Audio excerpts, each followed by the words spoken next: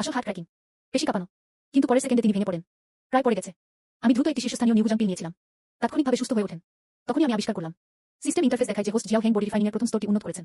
আমি আসলে শুরু করেছি। নিশ্চিতভাবে তিনি ভাগ্যের সন্তান। আমি তো খুব খুশি হয়েছিলাম। 7 ডেমন পাওয়ার ফিস্ট চাষ করার জন্য সিস্টেমটি আপনাকে উপহাস করেছিল। আনুষ্ঠানিকভাবে চাষাবাদের পথে পা রেখেছেন। কিন্তু একটা খুশি কিছুই নয়। আমি সত্যি এটা আয়ত্ত করতে চাই। প্রতিদিন অন্তত আধা ঘন্টা বক্সিং অনুশীলন করুন। এসো কিডনির ঘাটতি ছেলে। আপনার কিডনির ঘাটতি আছে। আপনার পুরো পরিবারের কিডনির ঘাটতি রয়েছে।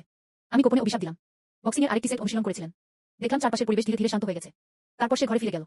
মোমবাতির আলো তিনি আউকি ট্রিকটি খুললেন। আমি আউকি কৌশলের কুই সঞ্চালনের পদ্ধতি আবিষ্কার করেছি। ভাষা সূর্য ও চাঁদের মতো আবহাওয়া একই দিকে। এমনকি কিছু বিকৃত কাজও রয়েছে। তবুও আমি এটি চেষ্টা করার সিদ্ধান্ত নিয়েছি। আমি তো একটি স্পিরিট স্টোন চূর্ণ করি। একটি গভীর শ্বাস নিন। আধ্যাত্মিক শক্তি শোষণ করুন। তবে আভা কেবল শরীরে প্রবেশ করেছিল। সমুদ্রে প্রবেশ করা কাদামাটির গরুর মতো কোনো চিহ্ন ছাড়াই অদৃশ্য হয়ে গেল। আমি তো মন্দতায় বিশ্বাস করি না। আরেকটি স্পিরিট স্টোন চূর্ণ করুন। ফলাফল এখনো একই। আমি তো আমার হৃদয় হেসে উঠলাম। আমি আরো বেশি করে সন্দেহ করছিলাম যে আমি একটি অরাইনসুলেটেড ফিজিক। যদিও এটি প্রচন্ড আঘাত পেয়েছিল। কিন্তু আমি নিজেকে অবমূল্যায়ন করিনি। সর্বোপরি আমি ডেস্টিনির নায়ক। এই ধাক্কা কিছুই নয়। আমি তো মোমবাতি নিভিয়ে দিয়েছি। শীঘ্রই ঘুমিয়ে পড়ল। একই সময় ল্যাংসিনের অনেক এলাকায় হঠাৎ ভূমিকম্প ও সুনামি দেখা দেয়া। বারমুডা ত্রিভুজের চ্যাংবাই পর্বত তিয়ানজির মতো রহস্যময় জায়গা। একটি দর্শন দেখা গেল। লিমিউজান পুনরুজ্জীবিত। বিশ্বমানের উন্নতি। আধ্যাত্মিক জগৎ খুলতে চলেছে। সিস্টেমটি কঠোর সতর্কবার্তা দেয়া। কিন্তু আমি যখন ঘুমিয়েছিলাম তখন তা শুনিনি। পরের দিন আমি তো ধোয়া শেষ করেছি। এই সত্যটি সুবিধা নিন যে এটি এখনো তাড়াতাড়ি। একটি শীর্ষস্থানীয় নিউজাং পিল নিন। 7 দৈত্য শক্তিশালী মুষ্টি অনুশীলন। মুষ্টি বাতাস করছে। এই দৃশ্যটি দেখেছেন লু কিং। তার মুখ সন্দেহে ভরা ছিল। গোপন রাস্তার প্লট পরিবর্তন করা হয়নি। সিনিয়র ভাই লু তাড়াতাড়ি এসেছেন। আমি তো অভিবাদনে আমার মুষ্টি রেখেছিলাম। লু কিং তাড়াতাড়ি অদ্ভুতভাবে প্রতিক্রিয়া জানিয়েছিলেন। জুনিয়র ভাই জিয়াও, আপনি বক্সিং অনুশীলন করছেন। এটা কি সুস্পষ্ট নয়? হ্যাঁ, আমি বক্সিং অনুশীলন করছিলাম। আমি গম্ভীরভাবে উত্তর দিলাম। এটা একটা বিব্রতকর। একজন লম্বা এবং কালো লোক উঠোনে প্রবেশ করল। প্রশিক্ষণার্থী শিষ্য জিয়াও হেং কি এখানে আছেন? আমি চৌ চ্যাংলেই অমিত বিভাগের একজন শিষ্য। আপনাকে আজ ফার্মেসিতে যেতে হবে না। প্রশিক্ষণার্থীদের অন্যান্য কাজ আছে। সিনিয়র ভাই ঝাও এসেছেন। আপনার মিশন কি? জিয়াজি দানব আমলে। অমিতের ব্যবহার বিশাল। সাম্প্রতিককালে কিয়ানশান পর্বতমালার আধ্যাত্মিক জ্বর উচ্চতর হয়েছে। অনেক অমিতের জন্ম হয়েছিল। আমি তো তোমাকে ভেষজ সংগ্রহ করতে পাঠিয়েছি। খরচের জন্য মেকআপ করুন। ঝাও চ্যাংলেই সোজা মুখের একটি নীল প্রাচীন বইয়ের হাতে তুলে দিলেন। এটি একটি সাদা পোশাক পরা স্কেচ চিত্র বই। সমস্ত অমিতের আকৃতির বছর রেকর্ড করা হয়। ছবিটি খুঁজে পেতে কেবল ছবিতে ক্লিক করুন। 1 পয়েন্ট অফ মেরিট পেতে 100টি সাধারণ অমিত সংগ্রহ করুন। 10-50 বছর বয়সী অমিত 10 পয়েন্ট পায়। একটি শতাব্দী পুরানো অমিত 30 পয়েন্ট পায়। সিনিয়র ভাই ঝাওয়ের জন্য ভালো কাজ কি? সৎকর্ম শিষ্যদের পূর্ণ। এটি সম্প্রদায় থেকে বিভিন্ন পুরস্কারের জন্য বিনিময় করা যেতে পারে। কিছুক্ষণের মধ্যে বাইকাউতাং নিয়ে জড়ো হন। আমি তো প্রথমে আমার ছুটি নেব। সিনিয়র ভাই ঝাও আস্তে আস্তে হাঁটলেন। অর্ধেক চলন্ত ধূপের পর আমি বাইকাউতাংয়ের সামনে ছোট্ট চত্বরে এসেছি। আমি কিয়ানশান পর্বতমালার উপর মেঘ এবং কুয়াশা দেখেছি। আভা সমুদ্রে সমৃদ্ধ। জোয়ার বাড়ছে। আভা 100 পশুর আকারে রূপান্তরিত হয়েছিল। এটা একটা ঐশ্বরিক রাজ্যের মতো। আমি পাগল। কিন্তু আমার হৃদয় টপ ছিল। আমি তো এমন প্রচুর আভা অনুভব করতে পারি না। এটা নিছক একটা অপরাধ। তার পাশে সবুজ পোশাক পরা এক মোটা লোক একটি গভীর শ্বাস নিল। আনন্দের এক চেহারা। এটা খুব আরামদায়ক। আমার মনে হচ্ছে আমি কিউ প্রশিক্ষণের দ্বারপ্রান্ত ছুটে চলেছি। আমি অবাক হয়েছিলাম যে এই প্রশিক্ষণার্থী শিষ্য এত শক্তিশালী ছিল। আমি তো শ্বাস নেওয়ার চেষ্টা করি। তখনও আভা অনুভব করতে পারিনি। ঈর্ষায় ভরা। লোকটি মাথা ঘুরিয়ে হাসলেন। এই সিনিয়র ভাইকে পরিচিত দেখাচ্ছিল। তুমি জিয়াও হং। আমি শুনেছি যে আপনি একটি উপিং ওয়াটার স্পিরিট রুট। এটা অবশ্যই আরো শক্তিশালী বোধ করতে হবে। জুক্সিন হুয়া। ড্যানচো জনগোষ্ঠী। দয়া করে ভবিষ্যতে আমার যত্ন নিন। হ্যাঁ। আমি তো অস্পষ্টভাবে উত্তর দিলাম। সিনিয়র ভাই জিয়াও সত্যিই নম্র। যাই হোক, আপনি কি আজকের মিশনের রহস্য সম্পর্কে শুনেছেন? জুসিন হুয়া অর্থবহ হাসলেন। গোপন বলার আর কোনো উপায় আছে কি? এটাও কোনো গোপন বিষয় নয়। একটা গসিপ আছে। এবার একটি বিশেষ বিষয়। কে অমিত তুলতে পারে? শুধু অমর সরকি দুশ্চিন্তামুক্ত নয়। তাকে সরাসরি অভ্যন্তরীণ শিষ্য হিসাবেও পদোন্নতি দেওয়া যেতে পারে। অভিশাপটি সরাসরি ভিতরে শিষ্যের কাছে উন্নীত হয়। এটা আসলেই জাল। আমি সাহায্য করতে পারিনি, তবে অস্থির ভাষায় ফেটে পড়লাম। অবশ্যই এটা সত্যি। তাছাড়া এই অমিতটি সিনিয়র ভাই জিয়াওর সাথে বেশ সম্পর্কিত। জুসিন হুয়া তাড়াতাড়ি বললেন যে এটি একটি 1000 বছরের পুরানো সাদা পদ্ম। এটি মনকে শান্ত করার এবং মনকে শান্ত করার অলৌকিক প্রভাব রয়েছে। ভিতরের দরজার একজন সর্বোচ্চ প্রবীণ তলোয়ার চালানোর অনুশীলনে আচ্ছন্ন ছিলেন। পাগল হয়ে যাও। তিনি দিনরাত তলোয়ার পড়তেন। দম্পতির জীবনে প্রভাব ফেলে। তার তাওবাদী সঙ্গীরা প্রচুর টাকা দিয়ে এই সাদা পদ্ম ফুলের জন্য ভিক্ষা করছিল। তাকে তার শয়তানদের ভাঙতে সাহায্য করুন। আমি ভুরু কুঁচকে বললাম, এমন কিছু যা এমনকি সর্বোচ্চ প্রবীণও বুঝতে পারেনি। বডি রিফাইনিং পিরিয়ডে একটি দুর্বল মুরগির সাথে আমি এটি পেতে পারি। এটা কি বাজে কথা নয়? এই কথা বলার পর তিনি চলে যেতে যাচ্ছিলেন। কিন্তু জুসিন হুয়া সিনিয়র ভাই জিয়াওকে ধরে রেখেছিলেন। অপেক্ষা করুন, আপনি কি মনে করেন এটি বিপজ্জনক? যদিও 1000 বছরের পুরনো সাদা পদ্মের একটি ভিত্তি রাজ্য রয়েছে। কিন্তু শক্তি নিখুঁত নয়। তিনি স্বভাবতই বিশুদ্ধ ও ভালো ছিলেন। কখনো কাউকে আঘাত করবেন না। এটা ঠিক যে পালানোর ক্ষমতা অত্যন্ত শক্তিশালী। এটি সর্বোচ্চ প্রবীণকে অসহায় করে তুলেছিল। সাদা পদ্ম যা ভিত্তির রাজ্য তৈরি করতে পারে। এটি এমন কিছু নয় যা আমরা নবাগতরা মোকাবেলা করতে পারি। আমি এখনো দ্বিধাগ্রস্ত। জুসিন হুয়া আমার সিনিয়র ভাই জিয়াওকে শক্ত করে জড়িয়ে ধরলেন। আমার কথা শুনুন যে আমি ফার্মাসিস্টদের পরিবার থেকে এসেছি। আমি তো সাদা পদ্মের প্রকৃতি জানি। তিনি কখনই সক্রিয়ভাবে বা নিষ্ক্রিয়ভাবে আক্রমণ করেন না। জুসিন হুয়া আমার সিনিয়র ভাই জিয়াওকে শক্ত করে জড়িয়ে ধরলেন। আমার কথা শুনুন যে আমি ফার্মাসিস্টদের পরিবার থেকে এসেছি। আমি তো সাদা পদ্মের প্রকৃতি জানি। তিনি কখনই সক্রিয়ভাবে বা নিষ্ক্রিয়ভাবে আক্রমণ করেন না। তদুপরি তিনি জলের গুণাগুণ আধ্যাত্মিক শিখদের চাষীদের কাছাকাছি থাকার জন্য জন্মগ্রহণ করেছিলেন। বিশেষ করে সিনিয়র ভাই জিয়াওর মতো পঞ্চম শ্রেণীর আধ্যাত্মিক শিখ কাছাকাছি। তিনি হঠাৎ উন্নত হয়ে যাওয়ার বিষয়ে আপনাকে চিন্তা করতে হবে না। আমি তো কথা দিচ্ছি কোনো বিপদ নেই। যেহেতু কোনো বিপদ নেই, তাহলে তুমি নিজে যাচ্ছ না কেন? আমি সন্দেহজনক ছিলাম। যদি কিছু ভুল হয়ে যায় তবে একটি দানব থাকবে। এই মোটা লোকের বাজে কথা বিশ্বাস করা উচিত নয়। সত্যি বলতে জুসিন হুয়া তিক্ত হাসি হাসলেন। সিনিয়র ভাই জিয়াও, আমি একটি প্রাকৃতিক ফায়ার স্পিরিট রুট। পানি ও আগুন বেমানান। একবার আমি 1000 বছরের পুরনো সাদা পদ্মের কাছে গেলাম। আমি ভয় পাচ্ছি সে সরাসরি পালিয়ে যাবে। সময় এলে বাসে ঝুড়িতে জল টেনে নেব। খেলাটি খালি ছিল। সে থেমে গেল। তিনি বলেন, আমি এটা দেখতে পাচ্ছি। সিনিয়র ভাই জিয়াও এই সাদা পদ্মের প্রতি খুব আগ্রহী ছিলেন। আমার এখানে পারিবারিক উত্তরাধিকার বর্ণ রয়েছে। আধ্যাত্মিক গন্ডার গুপ্তধন বর্ণ।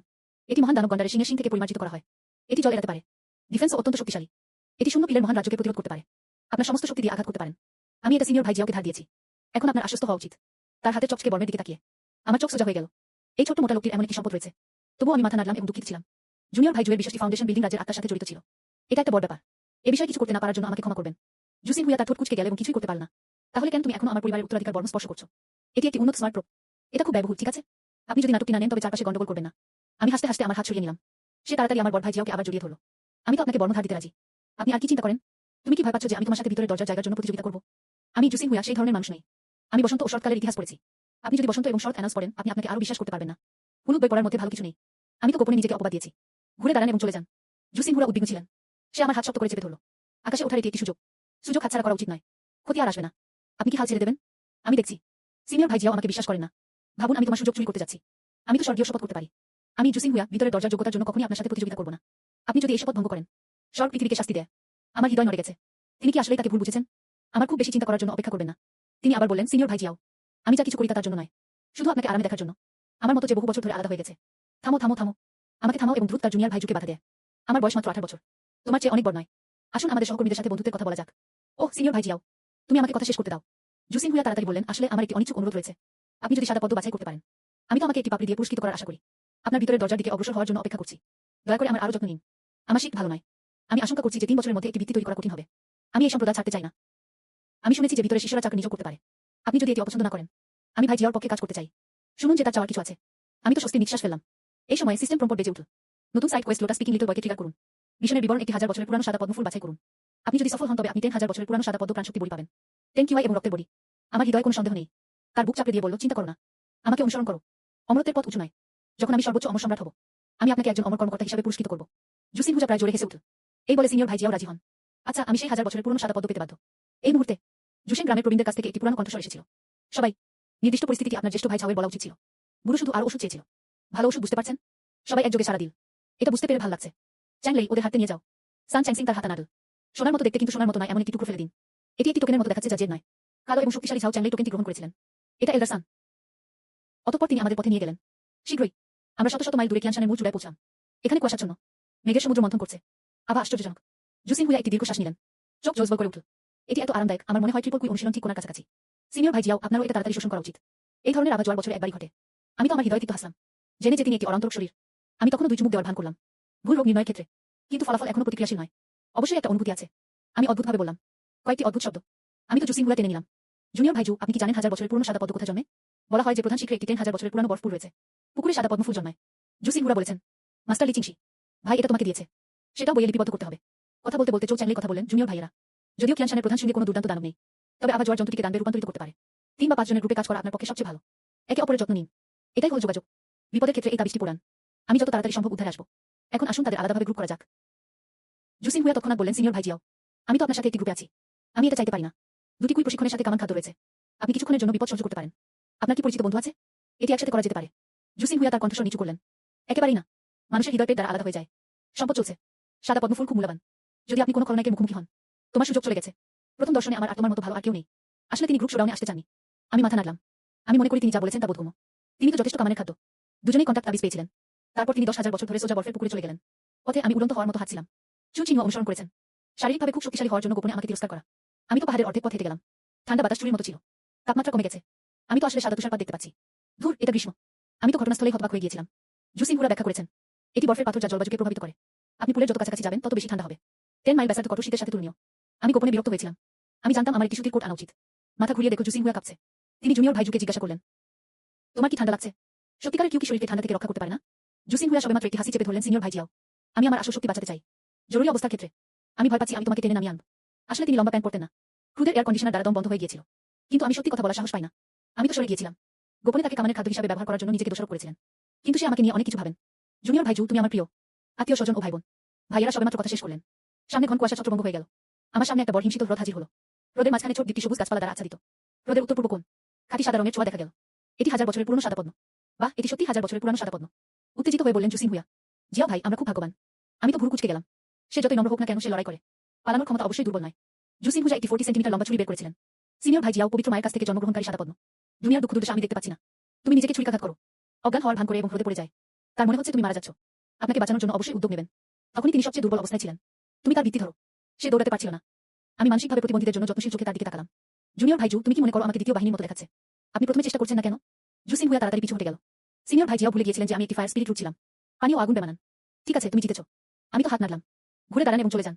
সিনিয়র ভাই জিয়াও, আপনি কি করছেন? জুসিন হুয়া তাড়াতাড়ি ধরে ফেললেন। আপনি যখন এখানে থাকবেন তখন নড়াচড়া করবেন না। আমি ঘুরে দেখব। আমি হালকাভাবে বললাম, আসলে আমি কিছু ছোট প্রাণী খুঁজে পেতে চাই। সাদা পদ্মফুল সত্যিকারের পবিত্র বস্তু কিনা তা পরীক্ষা করুন। আধা ঘন্টা পরে আমি 5টি ছোট প্রাণী ধরে ফিরে এসেছি। জুসিন হুজা ইতিমধ্যে ঠান্ডা হয়ে গিয়েছিল এবং তার হাত পা শক্ত হয়ে গিয়েছিল। চোখ বোবা হয়ে যায়। আমি তো তার গালে চাপড় মেরেছিলাম। দেখে তিনি কোনো প্রতিক্রিয়া দেখাননি। সে তো ছুরিটি তুলে নিল। গ্রাউন্ডহগের পায়ের দিকে একটি স্ল্যাশ করা হয়েছিল। সাদা পদ্মের কাছে ছুড়ে ফেলুন। পরের মুহূর্তে হোয়াইট লোটাস সত্যি একটি পদক্ষেপ নিয়েছিল। সাদা আলো আলোকিত হয়ে উঠল সারা শরীর। সাদা কুয়াশা রাতারাতি মুক্তি পায়। গ্রাউন্ডহগের উপর স্প্রে করুন। কিছুক্ষণ পরে গ্রাউন্ডহগটি জীবিত লাফিয়ে উঠল। আমি তো এটা আবার তৈরি করেছি। কয়েকবার চেষ্টা করেছি। এটা নিশ্চিত যে সাদা পদ্ম উদ্ধারে আসবে। তাহলে আমি পুরোপুরি স্বস্তি পেতে পারি। আমি অচেতন হয়ে পড়া জুসিন হুয়ার দিকে তাকালাম।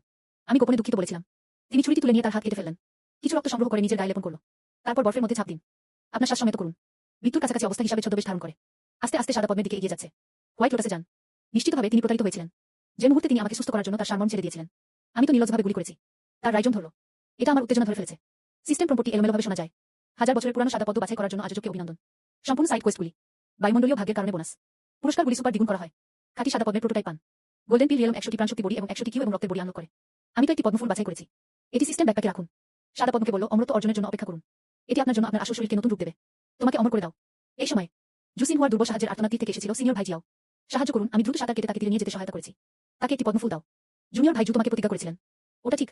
আমি কিভাবে সর্বোচ্চ প্রবীণের তাওবাদী সঙ্গীর সাথে যোগাযোগ করতে পারি? জুসিন হুয়া দুর্বলভাবে বললেন। শান্ত অমিত পেতে প্রতি মাসের শেষে তাওবাদী আসবে। আমাদের অর্ধ মাসেরও বেশি সময় অপেক্ষা করতে হবে। আমি বিরক্ত ছিলাম। আমি যখন হতাশ ছিলাম, আকাশ থেকে একটি ছিদ্রকারী সোনিক বুম এসেছিল। একজন লাল রেশমের উপরে অংশে পাড়ি ছিল, সোনালি ডানা দেখাচ্ছিল। সোনার চাকা হাতে থাকা সুদর্শন ছেলে চোখের পলকে আমাদের সামনে পড়ে গেল। জুসিন হুজা এতটাই ভয় পেয়েছিলেন যে তিনি 2 ধাপ পিছিয়ে গেলেন। মাটিতে লুটিয়ে পড়ে গেল। কণ্ঠস্বর কেঁপে উঠল। ভয়ঙ্কর ফায়ার বয়। আমি জুনিয়র ভাই জুকে অবাক করলাম। তোমার কি হয়েছে? জুসিন হুজা সিনিয়র ভাই জিয়াওকে ফিসফিস করে বললেন। তাড়াতাড়ি এবং স্যালুট করুন, তিনি ভিতরের দরজার গর্ব। পরে ভিত্তি নির্মাণের পরবর্তী পর্যায়ে মেরামত করা হয়েছিল। এটি যে কোনো সময় জিন্দান রাজ্য ভেদ করতে পারে এবং আমাদের পিষে ফেলতে পারে। এটা পিঁপড়াকে পিষে মেরে ফেলার মতো। এবং তার একটি অত্যাচারী ব্যক্তিত্ব রয়েছে। গোপনে অনেক শিশুকে হত্যা করেছেন। আমরা এখন এই সম্প্রদায়ের মধ্যে নেই। তুমি অবশ্যই তাকে অপমান করো না। আমি তাড়াতাড়ি মাথা নিচু করে স্যালুট করলাম। ফায়ার বয়টি তার লাল ভ্রু উঁচু করল। আমাকে নির্দেশ করো। আমার কাছে এমন কিছু আছে যার সাথে আমার আপনার সাহায্য দরকার। আমি হতবাক হয়ে গেলাম। সিনিয়র ভাই ফ্লেম, আপনি ফাউন্ডেশন বিল্ডিং এর শেষ পর্যায়ে মাস্টার। আমার নিছক শরীর পরিশোধন চাষী কিভাবে আপনাকে সাহায্য করতে পারে? আমাদের সাম্প্রদায়িক মিশন রয়েছে। অথবা দয়া করে অন্য একজন মাস্টারকে জিজ্ঞাসা করুন। এটি বলার পরে তিনি জুসিন হুয়ার সাথে চলে যেতে যাচ্ছিলেন। গুঞ্জন, ফায়ার বয়ের হাতে সোনার চাকা খুল। আমার সামনে চূর্ণ বিচূর্ণ। তৎক্ষণাৎ একটি গভীর গর্ত ভেঙে পড়ে। আমি হতবাক হয়ে গিয়েছিলাম। তবুও সে বুলেটে কাম দেয়। সাম্প্রদায়িক করে বলা হয়েছে। শিষ্যদের একে অপরকে হত্যা করার অনুমতি দেওয়া হয় না। জুসিন হুজা মরিয়া হয়ে আমাকে জড়িয়ে ধরল। আবার তিনি তার শিষ্যদের হত্যা করেছিলেন।